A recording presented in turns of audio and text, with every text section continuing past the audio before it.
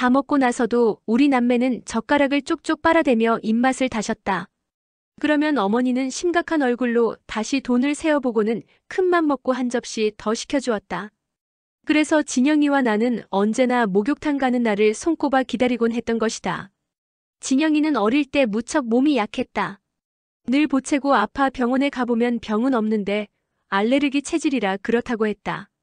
어머니는 라면 하나로 하루를 때우는 일이 많아 젖이 제대로 나오지 않았고, 그러다 보니 진영이가 제대로 못 먹어서 그렇다며 지금도 마음 아파한다. 하루는 어머니가 라면으로 끼니를 때우다 못해 대방동에 있는 외과에 갔는데 마침 밥상을 계란 북어국이 있어 정신없이 퍼먹었단다. 잠이 들었던 진영이가 배가 고팠던지 갑자기 일어나 보채기 시작했고, 어머니는 급한 김에 국을 몇 숟갈 떠먹였다는 것이다. 그런데 무슨 일인지 얼마 지나지 않아 진영이 얼굴이 퉁퉁 부어오르더란다. 허둥지둥 병원으로 달려갔더니 음식이 상해서 그런 것이 아니라 진영이가 태어나 처음 먹어보는 계란에 거부 반응을 일으켰다는 것이었다. 진영이는 한창 잘 먹어야 할 나이에 먹지를 못해 그런지 키가 잘 자라지 않았다. 또 계란뿐만 아니라 복숭아나 사과, 포도 같은 과일을 전혀 먹지 못했다. 지금은 다행히 복숭아만 빼놓고는 알레르기를 보이지 않지만 18살이 되도록 그런 음식에 대한 부작용은 여전했다. 혹시나 하는 마음에 어머니가 음색에다 몰래 계란을 섞어 놓아도 어떻게 알아차리고는 뱉어내곤 했다. 그런 진영이가 더 힘들어했던 것은 나에 대한 아버지의 편이었다. 진영이는 언제나 뒷전이었다. 나는 그런 진영이가 안쓰럽기만 했다. 보통 집에서 딸은 양념이고 아들이 우선이라는데 우리는 왜 그랬는지 아직도 모를 일이다. 아버지는 밥상머리에 앉을 때 늘 나를 앞자리에 두었고 어쩌다 진영이가 앞에 있으면 받고 앉혔다. 그래서인지 진영이는 밖에서 신나게 놀다가도 저 멀리 아버지 모습이 보이면 다른 아이들처럼 아버지를 반기며 달려가는 것이 아니라 거꾸로 집으로 달려들어오며 나를 불렀다. 누나, 아버지 오셔. 그러고는 아버지가 나를 들어올리며 아이고 우리 딸 그새 많이 컸구나 하면 멀찌감치 서서 눈치만 살폈다.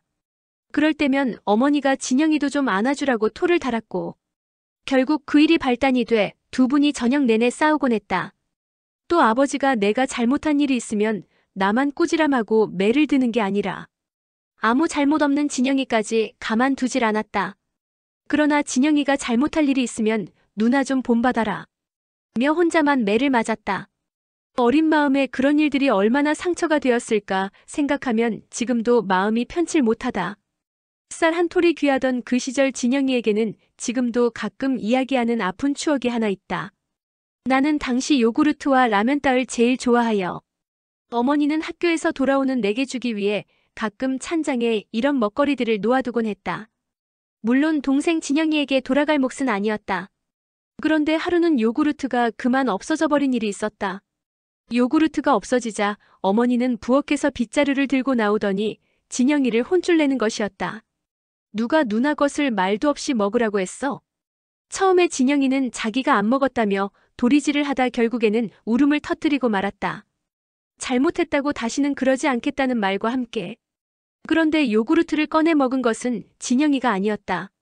그런 일이 있은 뒤 며칠이 지나서야 할머니가 생각났다는 듯 이야기하길 동네 손님 한 분이 잠깐 놀러 왔는데 대접할 게 없나 찾다 보니 마침 요구르트가 찬장에 있어 내놓았다는 것이다. 어머니는 뒤늦게 후회했지만 이미 엎질러진 물이었다. 어린 나이지만 가슴에 맺혔는지 진영이는 지금도 툭하면 그때의 일을 끄집어내곤 한다.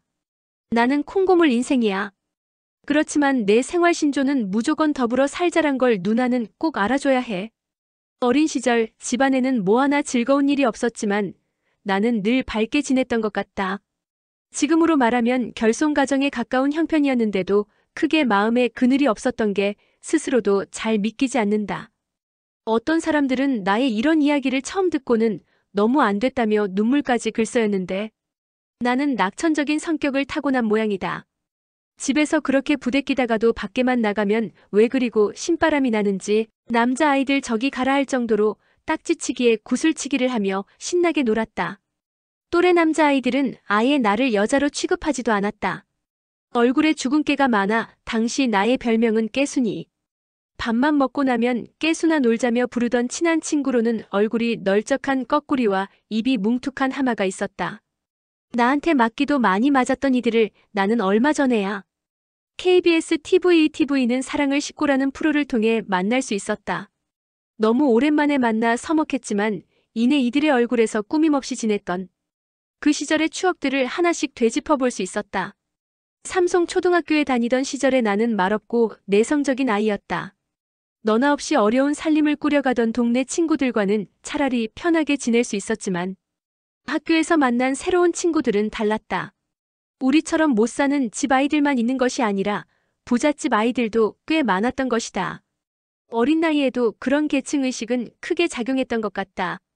늘 밝고 활발하던 아이가 학교에만 가면 풀이 죽어 지냈으니 말이다. 오죽했으면 당시 내가 벙어리라는 소문이 돌아 아이들이 뒤에서 수군거렸겠는가. 한 번은 같은 반 친구 집에 놀러 간 적이 있는데 그 아이의 어머니가 중국집에서 탕수육을 시켜주었다. 자장면 구경하기도 힘들었던 나는 난생 처음 보는 그 쫄깃쫄깃한 탕수육의 맛을 잊을 수가 없어 어느 날인가 어머니에게 탕수육 시켜 먹자는 말을 꺼냈다가 엄청 혼쭐이 났다. 우리 집이 남들보다 아주 못 산다는 사실을 처음으로 깨닫는 순간이었다. 그런 일이 있고 나서부터 나는 자연스럽게 말수가 줄어들었다. 은연중에 나의 처지와 가족에 대한 상대평가를 하고 있었던 것이다.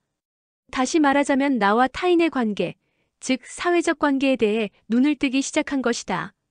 그렇다고 해서 내가 무슨 심각한 지경에 이를 정도로 마음의 상처를 입은 적은 없었다. 워낙 낙천적인 성격이어서 일단 학교에서 돌아오면 금방 깨순이 본래의 모습을 되찾곤 했다. 아이들은 내가 부잣집 딸인 줄 알았다고 하는데 그건 순전히 어머니의 손맵시 탓이었다. 어머니는 옷을 잘 지어 입히셨는데 그것이 웬만한 옷가게에서 사 입는 것보다 훨씬 좋아 보였다. 어머니는 처녀 때 입던 옷들을 꺼내선 자르고 붙여 새 옷을 만들었고 심지어는 뜨개질로 원피스를 만들어 입히기도 했다. 게다가 초등학교 입학 무렵에는 깨순이 애 얼굴도 뽀얗게 변했으니 아이들이나 선생님까지도 내가 다 쓰러져가는 집에서 간신히 입에 풀칠을 하며 살아가는 아이인 줄은 꿈에도 몰랐던 것이다.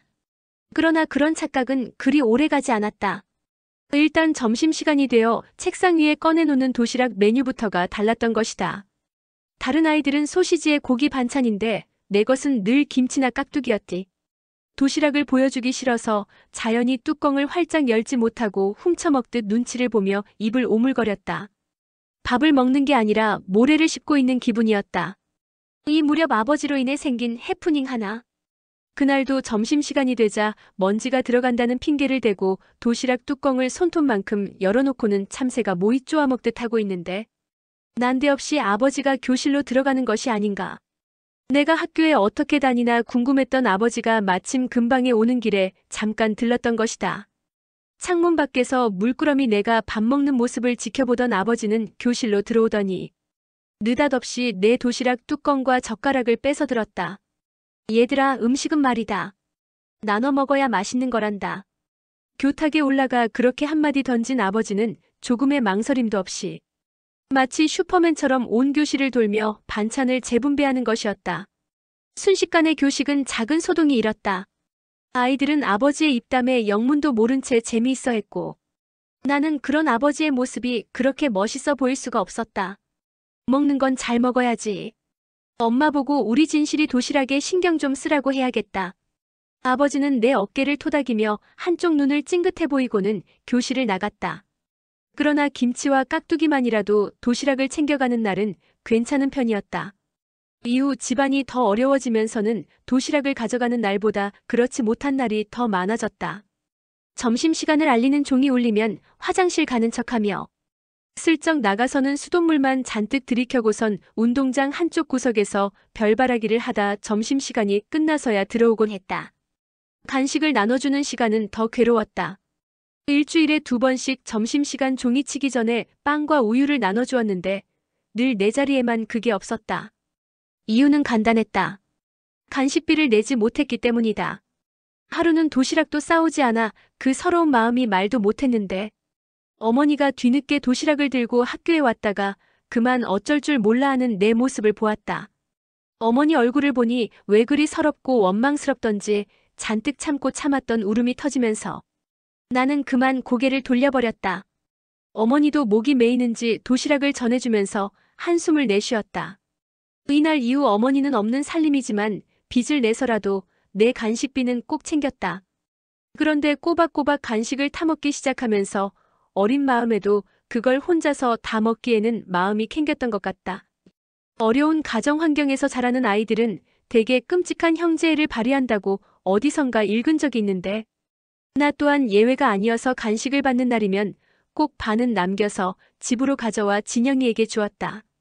진영이가 학교에서 돌아오는 날을 기다리다 빵과 우유를 맛있게 먹는 모습은 정말 보기 좋았다. 그럴 때마다 뿌듯해지기까지 하던 기분을 뭐라고 설명할 수 있을지. 그런 모습을 보면서 눈가에 어룽대는 눈물을 찍어내던 어머니는 아무 말 없이 그저 나를 꼭 껴안고는 머리를 쓰다듬을 뿐이었다. 언제나 쪼들리기만 했던 가정 형편도 딱 한 번 가문 날에 담비 오듯 펴진 적이 있다. 내가 동명여중을 졸업하고 선의력으로 진학하던 그 여름이었다. 택시를 정리하고 중동으로 간 아버지가 다시 돌아오기까지 약 2년 동안 우리 가족은 산다는 게 이렇게 행복할 수도 있다는 걸 처음 느껴본 것 같다. 아버지는 중동에서 어머니 통장으로 차곡차곡 입금을 했고 어머니는 최대한 아끼면서 생활을 꾸려나갔다.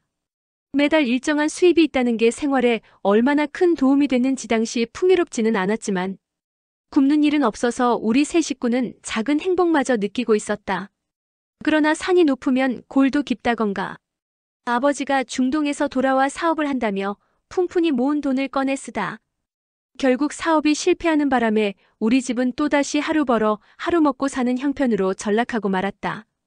더군다나 내가 심장에 이상이 생겨 병원 치료까지 해야 했으니 초등학교 때 류머티스성 관절염 진단을 받아 한동안 약을 먹어야 했던 나는 중학생이 된 지 얼마 되지 않아 학교에서 종합건강진단을 받았는데 심장에 이상이 있다는 소견이 나왔다.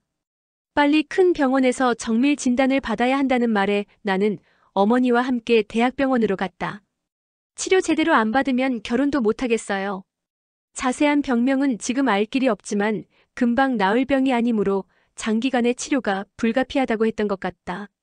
심장의 한 부분이 약해져서 심장이 박동할 때 이상한 소리가 난다는 것이었다.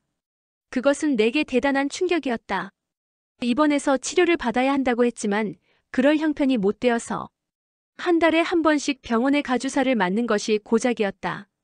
고등학교에 진학하고 집안이 다시 몰락할 때까지 통원 치료는 계속되었는데 아버지가 홀연히 집을 나가버린 뒤로는 더 이상 병원에 다닐 수도 없게 되었다.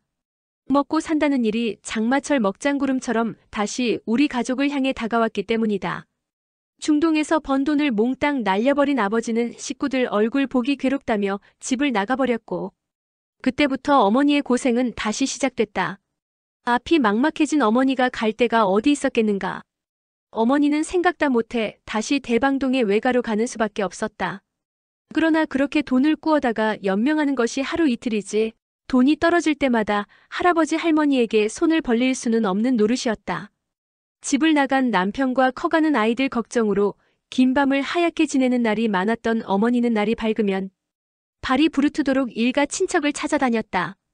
어떻게든 아이들 뒷바라지는 해야겠기 때문이었다. 그렇게 아둥바둥한 지 며칠 어머니는 우연히 미팔군의 물건을 납품하는 회사에 다니고 있던 이종사촌 되시는 분을 만났고 그분의 도움을 받아 연신내에서 조그만 식당을 차릴 수 있었다. 미팔군에서 나오는 소시지, 햄, 스테이크를 싼 값에 공급받아 조리하는 식당으로 요즘으로 치면 부대고기집이었다. 내가 알기로는 아마 그 일대에서는 최초의 부대고기집이 아니었을까 싶다.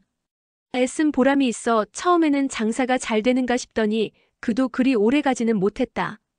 버는 돈보다 쓰는 돈이 더 많았으니 음식 재료를 제대로 구입할 수도 없었다.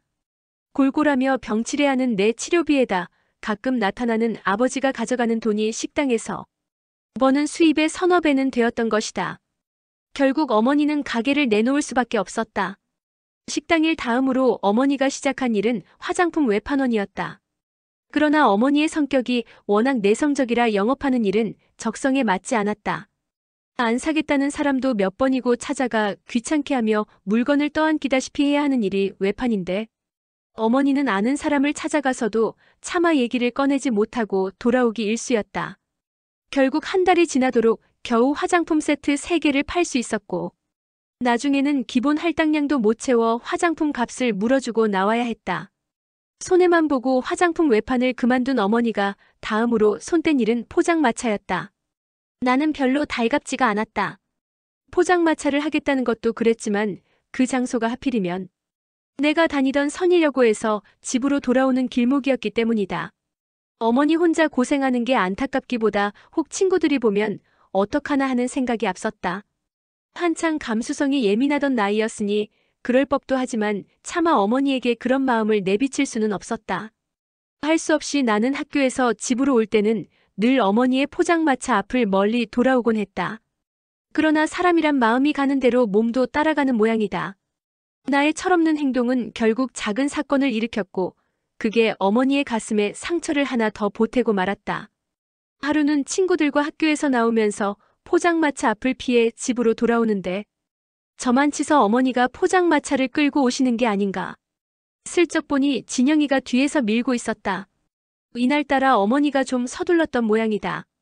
행여 친구들이 볼까봐 나는 못 본 척 외면하고 걸음을 재촉했다. 난데없이 얼굴이 화끈거려 견딜 수가 없었다. 밤늦게 들어오신 어머니는 아무 말씀 안 하셨지만 진영이는 왜 보고도 그냥 지나갔냐며 따졌다. 친구들이 눈치챈 것 같아 한참 속이 상해 있던 내가 오히려 짜증을 냈다. 굳은 얼굴로 말없이 잠자리에 드는 어머니의 가녀린 어깨가 조금씩 떨리고 있는 것만 같아 그날 밤 나는 제대로 잠을 이루지 못했다. 세상 천지에 마음 둘 곳이 없다는 생각에 어머니의 가슴이 얼마나 미어졌을지를 생각하면 지금도 고개를 들 수가 없다.